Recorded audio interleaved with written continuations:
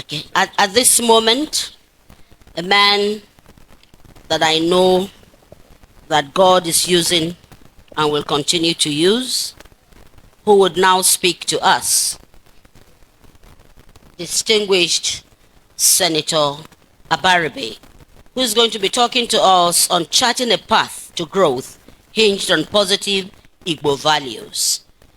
Just before he comes to the microphone, as we welcome him very warmly, I'd like to recognize Dr. S.N. Okeke, Chairman, Igbo Elders Consultative Forum.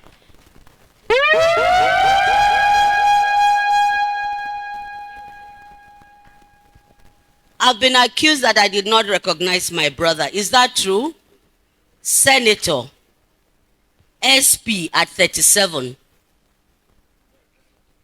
Pious, I am. Yes, it cannot go. I'm from Abia.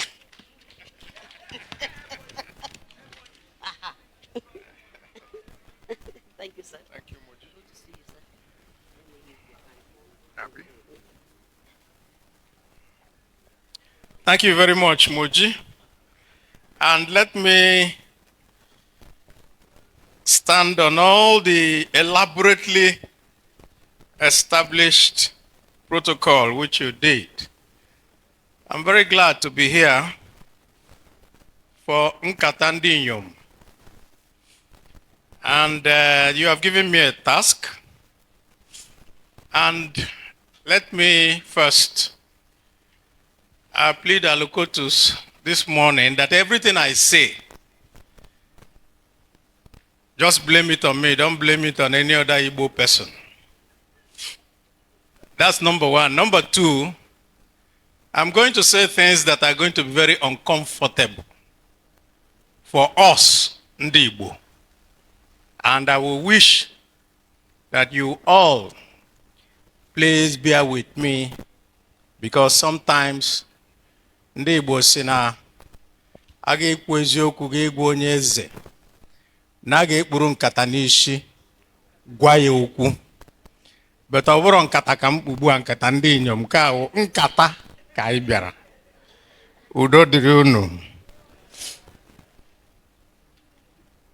Some time ago, short while ago, because we go into social media and we get people say things, I read a very short piece by someone whose name on social media and the group, he called himself John Doe. Of course, John Doe means a nobody. But he said this. He said, most of the Yahoo boys are encouraged, protected, and supported by their mothers. I do not know whether this is true, but that brings us to what we want to talk about here, about Igbo values. As mothers, if you stay and you know that your son or your daughter comes home with things that they do not work for or deserve, and you encourage it, and you go to church, and you go ahead and pay tithe on that illegal money, then what you're doing is that you're desecrating the land. And so this morning, we want to look at things, Ndigbo, what we were known for, our values. What are these values? Number one, we are known for industry. Ibambo. Ndigbo. Number two, we are known for hard work.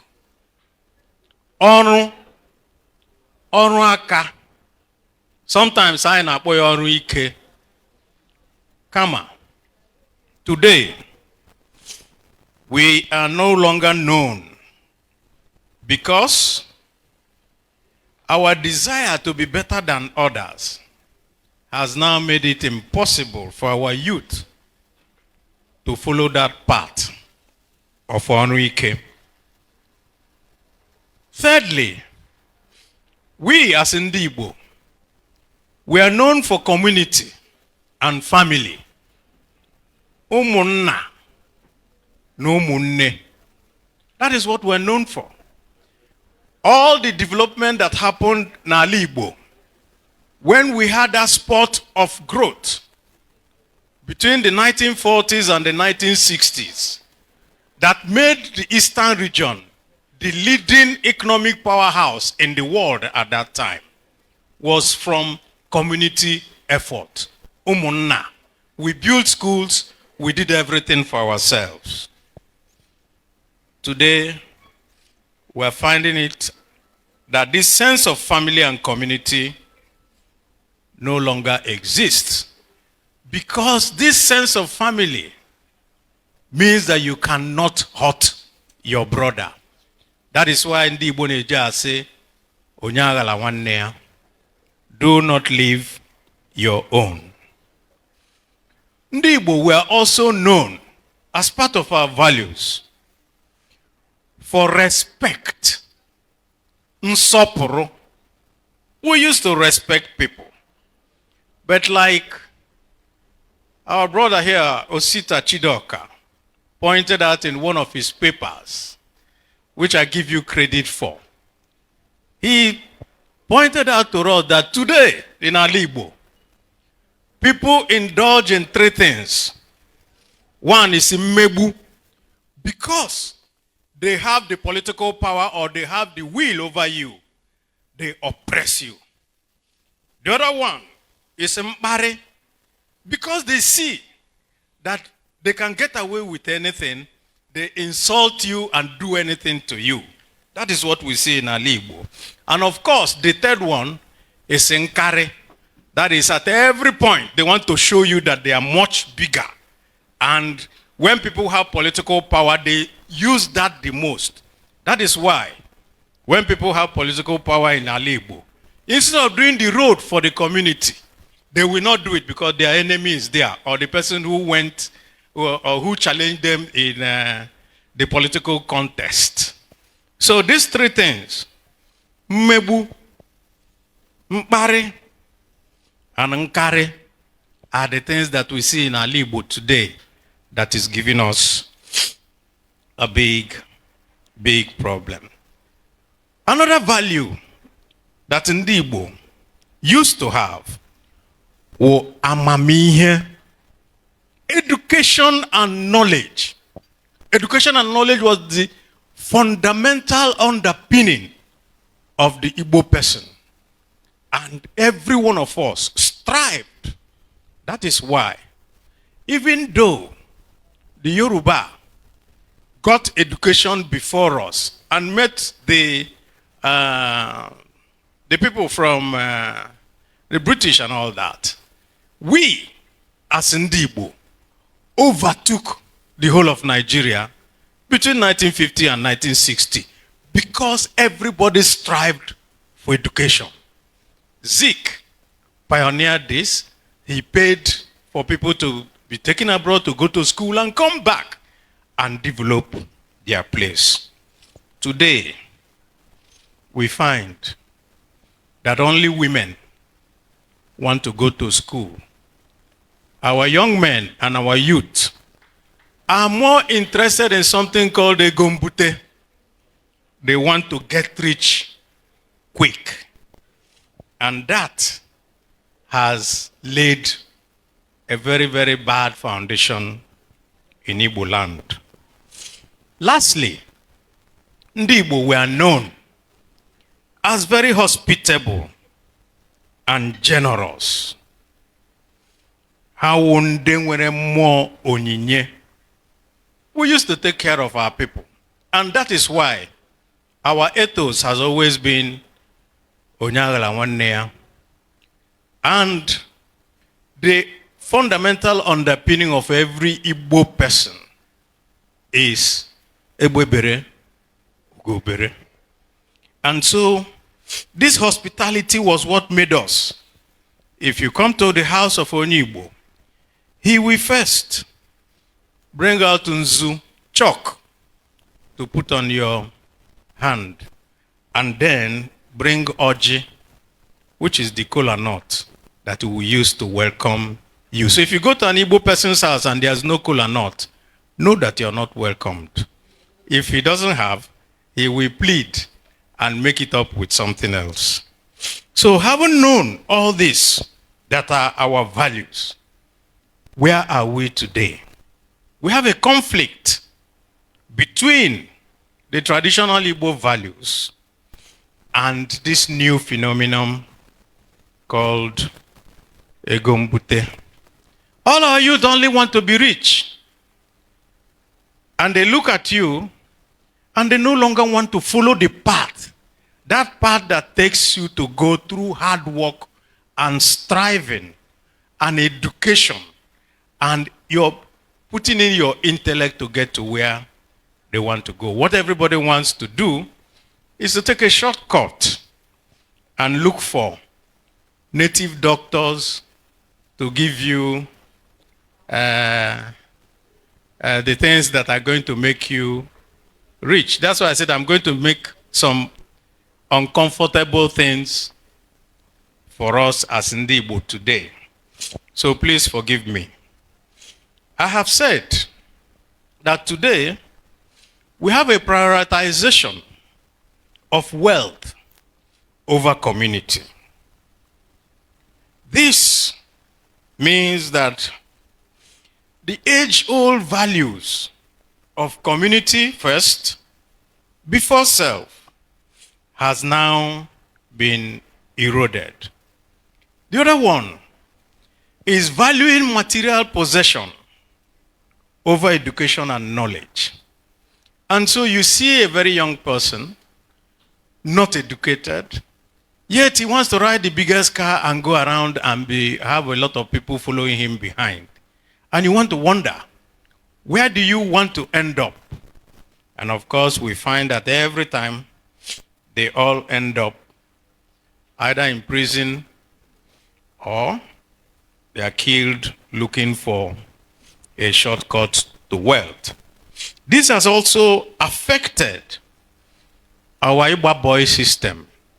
The Igbo boy system, which everyone knows, has been the biggest incubator of entrepreneurship in the world and was even studied by Harvard to say, how do you create so many very wealthy people using this Igbo boy system? Today, not many of our youths now want to bala boy. What they want to do is to do a shortcut. They stay with their master.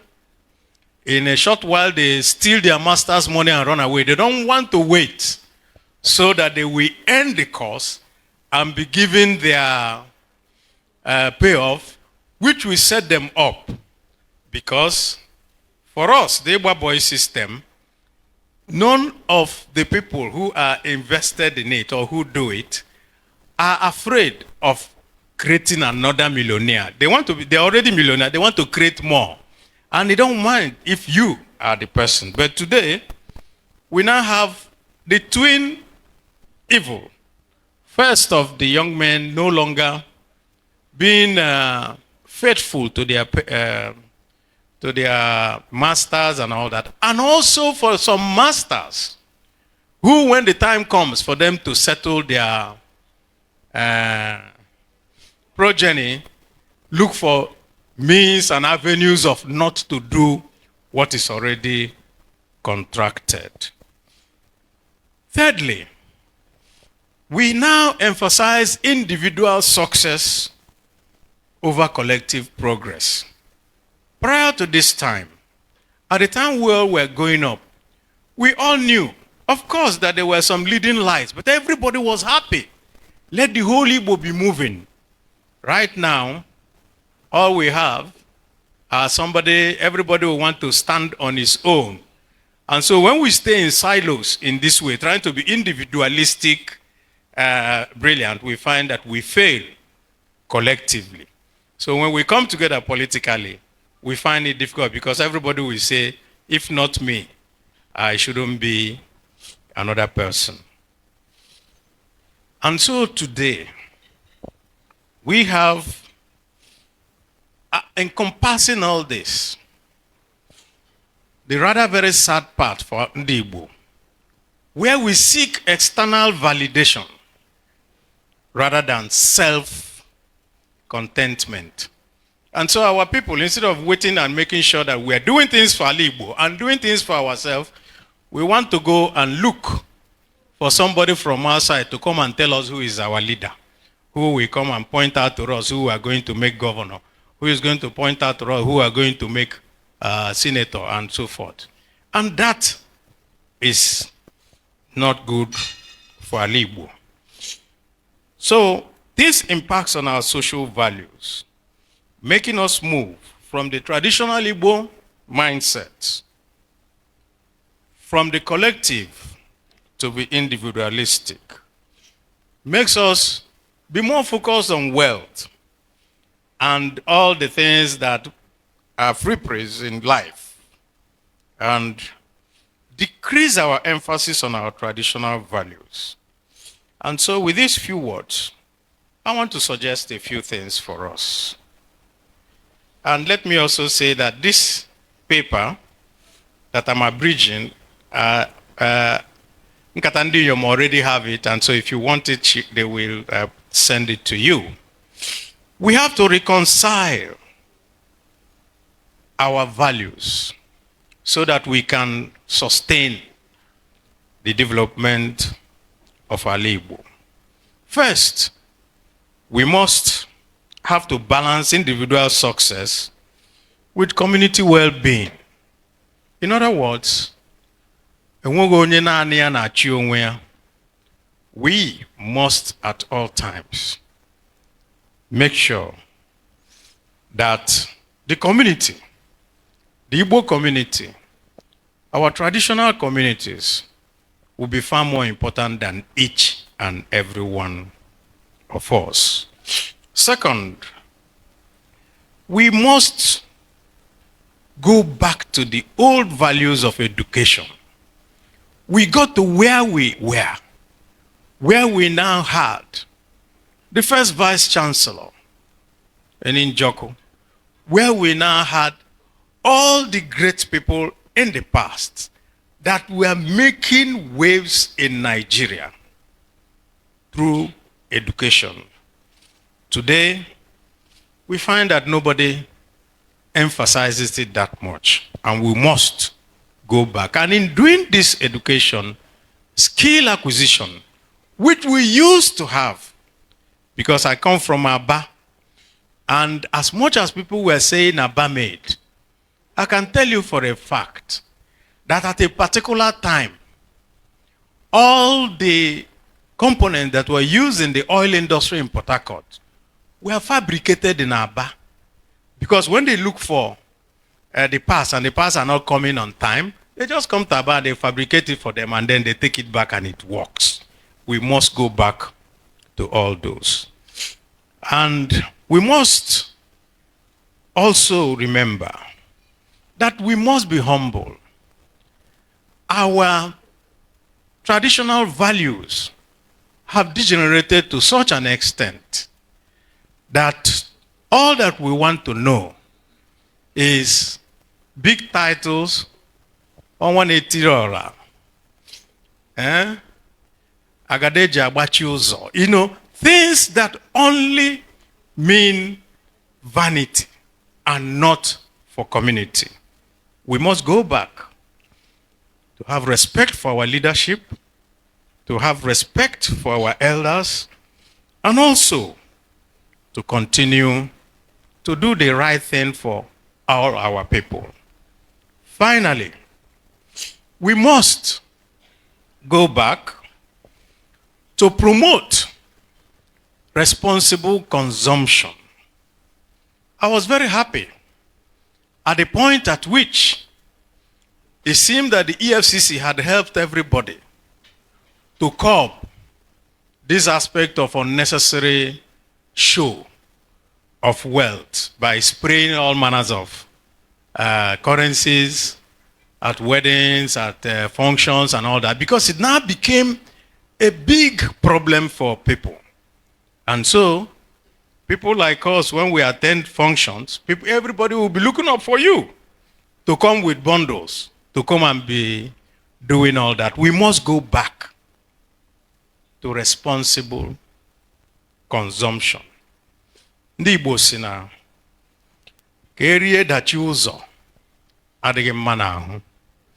To eat and fall on the wayside should not be our way of life. So ndị nkata ndị inyom, ọ bụrụ nkata ndị inyom. I want to thank you. This has been a very long talk. But I will go back to one example of humility that was also pointed out by our brother Osita Chidoka. And he referred in his paper, that paper leading by example, I think he will remember it now. And he said that the late, the former FCT minister, Mama Kotangora, was sent to Zaria to become, I think, an administrator. He was sole administrator. This one that they are fighting for now to be vice chancellors, and people are even forging credentials to go there. At the point that he was there, he stuck to all the policies that were supposed to be there, that at the end, he never needed police escort. He never needed army escort. That whenever he comes to the campus, he will walk around alone, and the students will be very jubilant and also praising and walking around with him. We want to ask ourselves, how many of our people today can walk around in their places without having a battalion of soldiers around them? They won't. In the heart of the city where stories unfold, Changing Media TV shining bright and bold, bringing news from the corners of the globe, connects us together no matter the road.